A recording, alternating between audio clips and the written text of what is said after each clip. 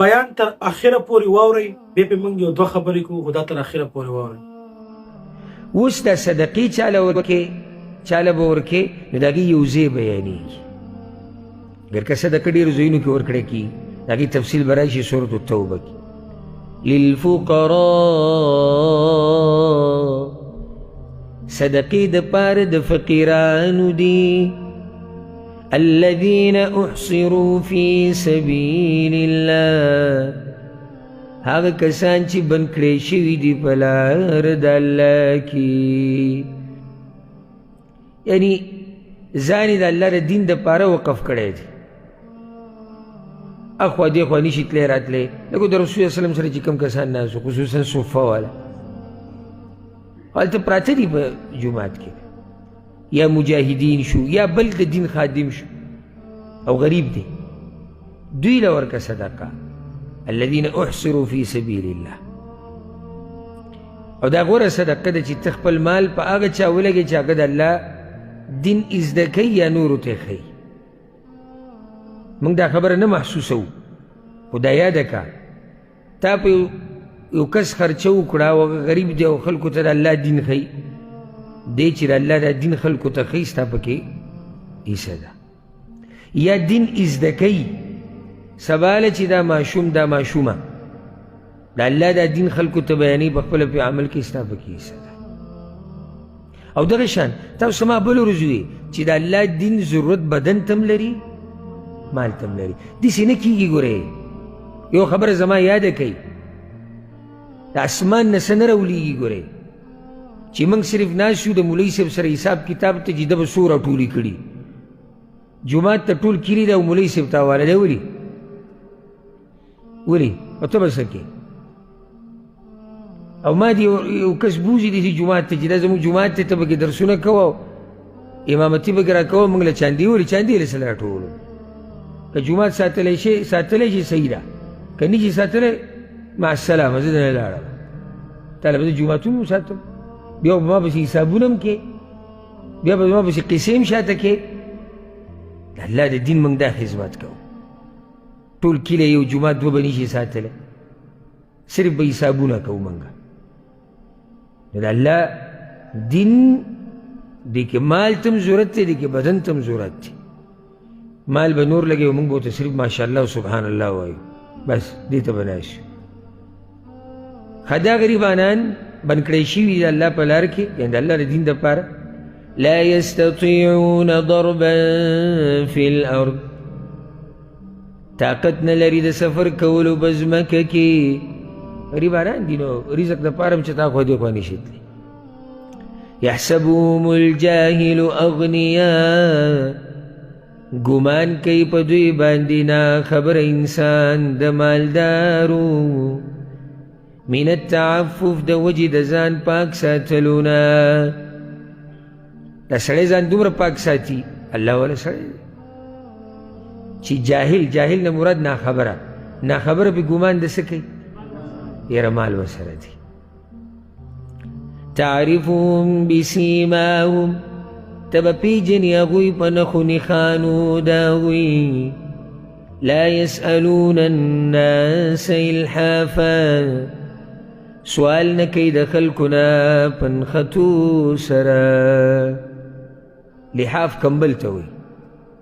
نو داسې نه خلي سړي بولکسي چې کمبل نښتی ای داسې فقیران دي خپل عزت ورسره ډېر خیالي او ډېر پکې د لوږې نه مړه شي خو چاته ونه وایي. اشاره دې ته چې تم لږ عقل استعمالوه. بیا خصوصا موږ پښتنو خو دې ته ډډه لګولې چې څو پورې د چا داسې نه کړي که نه داسې یاره والله که دې جیب له لاس و. ښه نو ما ته پته ده اوس یو سړی ما سره میلاو شو، زه یې تپوس وکړم یاره څنګه یې ښه یې حالات څنګه؟ هره بس الحمدلله نشتی کاروبار نشتی و څو میاشتو چې لا دومره سر د الله در کړی دی ته بې لږ سوچ وکړه که نه چې دومره وخت د کار نشتی، نور د جیداد نشتی، تجارت یې نشتی، بل څه نشتی، ضرورت دی که نه. که خیال هم کړی کله نه کله دلته دا صفایي والا د ځان نه خلکو ته سلام وکړي. یو نیم بګیاره وړی دوی سلامونه ډېر زیات کړي او داسې درنې خبرې کوه او دروند کار کوه. دې سره خپل عزت خیال دی، ډایرکټ دنه سوال نه کوي نو اشاره درته کوي. هغه ته څه پته چا ته چې اشاره کوم د سر کې هسې کاڼي پرتې دي. کور کلي کې یو کور دی د یتیمانانو، نور تا په څه پوه کړو؟ یتیمانانو کور دی، څوک یې نشتي مشر، تا ته به ورټکوي، سوال به کوي. درانه خلک دي د خپل عزت ورسره خیال دی څه نه وایي. کونډه ده، خاون یې مړ دی یا طلاقه شوې یا ستا ملګری دی، ته ورسره کښېنې پاسې خبرېږي چې د حال و احوالو نه، منډه ورسره ووهه. که نه دې ته پوره وتي چې دی به تا نه سوال کوي. بعض خلک ځان ساتي دي نه. او کله دغه دینداره سړی دغه پاک صفا مجبوره شي دې ته چې یو ورځ سوال وکړي. ګوره مجبوري ډېر بد شی دی، الله دې موږ ساتي. کله عزتمند سړی هم سوال شروع کړي بله څه لار دی. ځکه الله وایي په نښو به یې وپېژنئ، خو په نښو به یې وپېژنئ هله چې کله سړی لږ عقل استعمال کړي که نه. نښې څه په تندي لیکلي چې غریب دی؟ خبرو نه، د حالاتو نه، د کور نه، د کوړمې نه، نښو نښانونه پته ولګي سړی غریب دی. او د چا نه څه نه غواړي په نښتو سره. دا بل صفت دی د دروند سړي. که خبره درته وکړم نو هغه خبر هم داسې ډاډه نه کوي. یاره جي هغه جو بس زمونږ مسله هم ده یو بس الله دې اجر درکړي او بس نه خبر هم پوره نشي کولی. خبر هم تاو را تاو کړي بس ته نو پوه شوې نو چا پورې نښلي نه. هلته خپل عزت ورسره کوي او یو نیم خو سم ونښلي پرېږدي دي نه. او ځکه دا راځي وایي سلفو دور کې یو کس و هغه سوال کوه نو هغه کس وله څه ورنه کړو نو هغه ورته أين الذين يؤثرون على أنفسهم ولو كان بهم خصاصة. چی شو هغه خلک چې بل له به په ځان ترجیح ورکوله اگر که د هغوی به ضرورت و، یعنې هغه اوچت صفات والا چی شو؟ هغه ورته ذهبوا مع الذين لا يسألون الناس الحافا. هغوی مړه شوي دي، تلي د هغو سره ختم شوي دي چې خلکو نه به سوال نه کوو په نښتو سره. دوی ختم شوي د هغوی سره، یعنې هغه ستا په شان هم نه و چې نښتو به سړي پورې. نو نښته نامناسب دي. کله سړی مجبوره شي، د هر چا د مجبورۍ قدر کوئ. یو چا د چا په مجبورتیا پورې مسخرې مه کوئ، بل د غریب په مخ کې غټې قصې مه کوئ.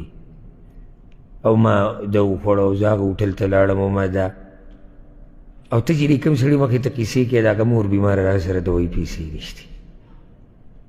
د خلکو د احساساتو قدر کوئ، د خلکو د حالاتو قدر کوي. کله چا مرسته نشي کولی خبرې د سړیتوب کوي، خبرې د ادب کوي، خبرې د مینې محبت کوي او د امید د راوچتولو کوي. الله دې موږ د تکبر او د لویۍ نه وساتي. وما تنفقوا من خير فإن الله به عليم. او هغه چې تاسو خرج کوئ څه مال یقینا الله په هغې باندې پوهه دی. بیا دې ته دا خبره وکړه چې الله په هر څه. ښه دا قیمتي بیان چې موږ صدقه چاله ورکړو. امید کوو چې تاسو په دې باندې عمل وکړئ په دې خبرو باندې او صدقه به کوم کس ته ورکوئ. هغه شیخ صاحب بیان د دغه شان قیمتي بیاناتو لپاره تاسو زموږ سره اوسئ. السلام علیکم ورحمة الله.